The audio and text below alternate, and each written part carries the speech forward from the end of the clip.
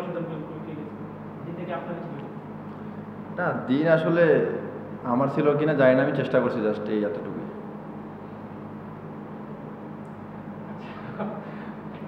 ওই যে রান আউটটা, অঙ্কনের রান আউটটা আপনি অনেক দূর থেকে রান করলেন, একসাথেই পিক আপ করলেন এবং ওয়ান বাউন্স থ্রো, ওইটা একটু এলাবোরেট করলেন আসলে কিভাবে হলো?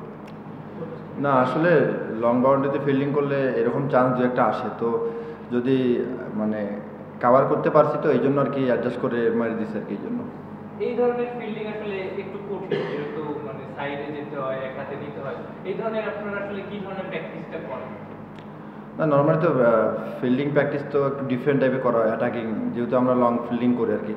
তো বাউন্ডারিতে স্লগ ওভারে ফিল্ডিং করলে একটু অ্যাটাকিং এবং অ্যাগ্রেসিভ থাকতে হয়, তো এইটা আর কি।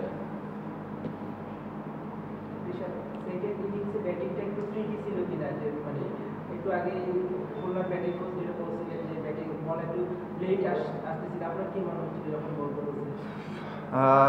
রাতে একটু মানে নর্মালি পেস বোলিংয়ে একটু থামতেছিল আর কি, যে কাটার এবং ব্যাক হ্যান্ড থামতেছিল।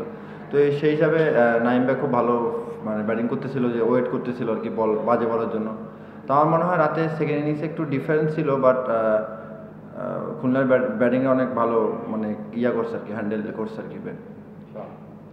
চট্টগ্রামে গত বছর আপনি শ্রীলঙ্কার সাথে একটা এরকম 18 বলে 48 করেছিলেন, আজকেও 19 বলে 39, মানে চট্টগ্রামের মাঠটাকে একটু মানে বেশি ফেভারিট মনে হচ্ছে, ফেভারিট মনে হচ্ছে?